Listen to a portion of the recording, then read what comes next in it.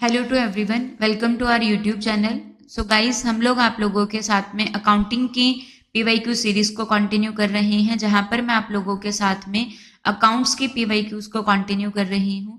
तो ये जो सीरीज है ये आप लोगों के लिए हेल्पफुल रहने वाली है। तो यहाँ पे मैं आप लोगों के साथ में जून के पीवाईक्यूज को यहाँ पे आप लोगों के साथ में कवर, दिसंबर 2011 के पीवाईक्यूज को मैं यहाँ पर आप लोगों के साथ में कवर कर रही हूँ। ये हम लोगों के पास में यूजीसी नेट कॉमर्स के पीवाईक्यूज आप लोगों के पास में है। सो गाइस, जो यूजीसी नेट कॉमर्स के पीवाईक्यूज हैं ये आप लोगों को कॉमर्स के हर कॉम्पिटिटिव एग्जाम में हेल्प करेंगे। आप कोई भी कॉमर्स का एग्जाम देते हो वहां पर ये आप लोगों को हेल्प करते हैं। सो दिसंबर 2011 के क्वेश्चन है। सो फर्स्ट क्वेश्चन हमारी स्क्रीन पर, अकाउंटिंग इक्वेशन, ये हम लोगों ने उस दिन भी पढ़ा था। अकाउंटिंग इक्वेशन जो होती है ये आप लोगों के पास में क्या होती है, assets is equal to capital plus liability हम लोगों के पास में रहती है। क्या होती है, asset is equal to capital plus liability. अगर हम लोगों को कैपिटल को फाइंड आउट करना है तो हम लोगों के पास में क्या रहती है, एसेट्स माइनस में लायबिलिटीज आप लोगों के पास में आ जाएगा। और अगर हम लोगों को लायबिलिटीज को फाइंड आउट करना है तो हम लोगों के पास में क्या आता है, एसेट्स माइनस में कैपिटल आप लोगों के पास में आता है। तो कौन सी इसमें से करेक्ट नहीं है, तो assets minus liability is equal to equity. क्या इक्विटी मतलब कि कैपिटल, तो ये करेक्ट है। एसेट्स में से इक्विटी को माइनस किया जाएगा तो लायबिलिटी आ जाएगा।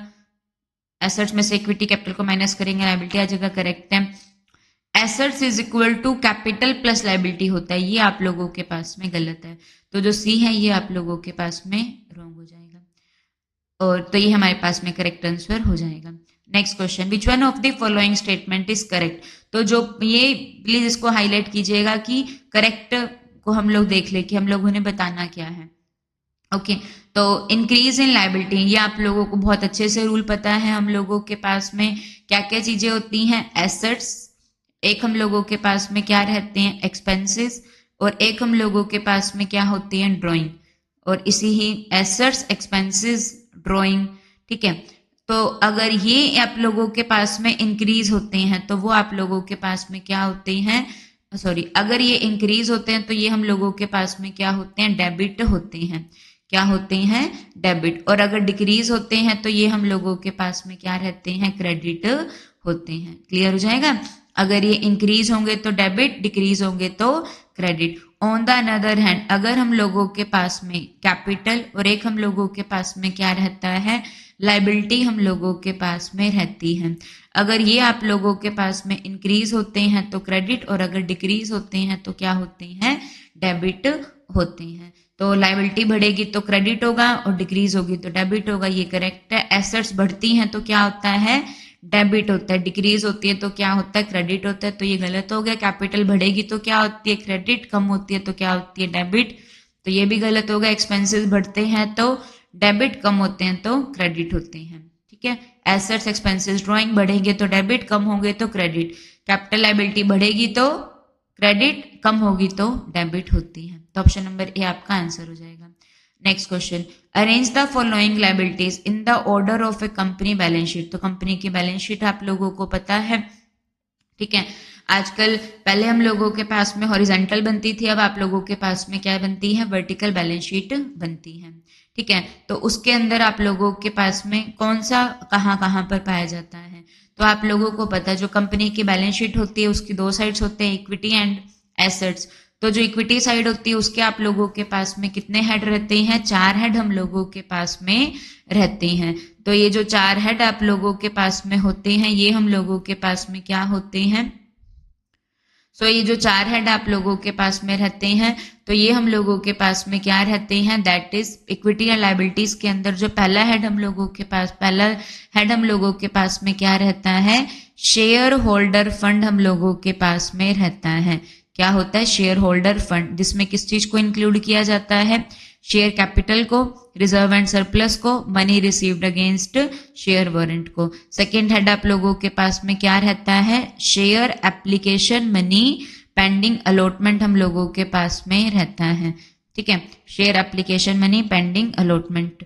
थर्ड हम लोगों के पास में क्या रहती है, नॉन करंट लायबिलिटीज आती हैं। क्या रहती है, नॉन करंट लायबिलिटीज आती हैं, जिसमें हम लोगों के पास में क्या आता है, लॉन्ग टर्म बोरोइंग्स आती हैं, डेफर्ड टैक्स लायबिलिटी आती है, अदर लॉन्ग टर्म लायबिलिटी, और क्या रहता है हम लोगों के पास में, लॉन्ग टर्म प्रोविजन होते हैं। और जो फोर्थ हेड हम लोगों के पास में रहता है वो क्या होती है, करंट लायबिलिटीज होती हैं, जिसमें हम लोगों के पास में क्या आती है, शॉर्ट टर्म बोरोइंग्स आती हैं, ट्रेड पेबल आते हैं, अदर करंट लायबिलिटीज आती हैं और शॉर्ट टर्म प्रोविजंस आते हैं। ठीक है, तो ये आपको कंसेप्ट याद होना चाहिए। शेयर होल्डर फंड में क्या क्या आता है, share capital, reserve and surplus, money received against share warrant, share application money pending allotment. Non current liabilities में क्या क्या आता है, long term borrowing, deferred tax liability, long term other long term liability and long term provision. Current liability में क्या आता है हम लोगों के पास में, short term borrowing, trade payable, other current liability और शॉर्ट टर्म प्रोविजन। तो वैसे अगर आपको ये चार भी पता है तो ये क्वेश्चन तो हमारा आसानी से हो जाएगा। तो बैंक ओवरड्राफ्ट, ठीक है, जो बैंक ओवरड्राफ्ट होगा तो ये आप लोगों को पता है, ये हम लोगों के पास में क्या होती है, करंट लायबिलिटी होती है। बैंक ओवरड्राफ्ट होता क्या है, जिन लोगों का सेविंग अकाउंट होता है अगर वो ज्यादा अमाउंट को विड्रॉ करते हैं तो वो बैंक ओवरड्राफ्ट होते हैं। बैंक लोन जो है ये आप लोगों के पास में क्या होती है, हम लोगों के पास में जो बैंक लोन है ये क्या रहती है, नॉन करंट लायबिलिटी आप लोगों के पास में आती हैं। Share capital share holder fund का पार्ट है आप लोगों के पास में, और प्रोविजन जो है शॉर्ट टैक्सेशन का प्रोविजन शॉर्ट टर्म का होता है। ठीक है, तो ये आप लोगों के पास में प्रोविजन हो जाएगा। तो पहले हम लोगों के पास में क्या आता है, share capital, then bank loan, फिर प्रोविजन और फिर बैंक ओवरड्राफ्ट रहता है। Next question, intrinsic value of a share, share की वैल्यू निकालनी है, इंट्रिंसिक वैल्यू। ठीक है, तो इंट्रिंसिक वैल्यू को निकालने के लिए हम लोगों के पास में क्या फॉर्मूला रहता है, तो शेयर की हम लोगों ने क्या निकालनी है, इंट्रिंसिक वैल्यू निकालनी है। इंट्रिंसिक वैल्यू का मतलब आप लोगों के पास में क्या होता है, एक एसेट की ट्रू वैल्यू। इंट्रिंसिक वैल्यू को हम लोग क्या कहते हैं, एक एसेट की ट्रू वैल्यू, या फिर हम लोगों के पास में क्या होती है, एक एसेट की रियल वैल्यू, है ना। तो इसका फॉर्मूला हम लोगों के पास में क्या होता है, total net asset divide by number of share. ठीक है, तो ये हम लोगों के पास में इंट्रिंसिक वैल्यू का मतलब क्या होता है, हम लोगों के पास में रियल वैल्यू जो होती है, परसीव्ड वैल्यू जो होती है, ये आप लोगों के पास में क्या होती है,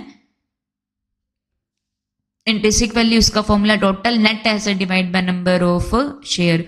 और जो नेट एसेट्स हैं, नेट एसेट्स को निकालने का फॉर्मूला हम लोगों के पास में क्या रहता है, कि जो कंपनी की एसेट्स हैं उसमें से किसको माइनस कर दिया जाता है, लायबिलिटीज को माइनस कर दिया जाता है। एसेट्स में से लायबिलिटीज को माइनस कर दिया जाएगा तो क्या आती है, इंट्रिंसिक वैल्यू आती है। सो ये थे आपका आज का session. Hopefully you clear all the things. So thank you so much guys, thank you to everyone. Kindly subscribe the channel and share the video. Thank you to everyone.